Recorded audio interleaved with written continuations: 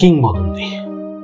বাংলাদেশ চলচ্চিত্র ও অন্যান্য সংস্কৃতিতে কমলাপুর রেলওয়ে স্টেশনকে প্রায় তুলে ধরা হয়।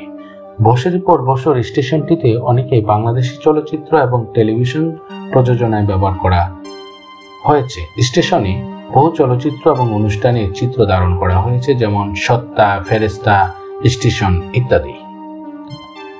বঙ্গবন্ধু হাইটেক সিটিতে অবস্থিত Bangabandhu hitech city railway station আসল নকশাটি স্টেশনের আদলে করা হয়েছে।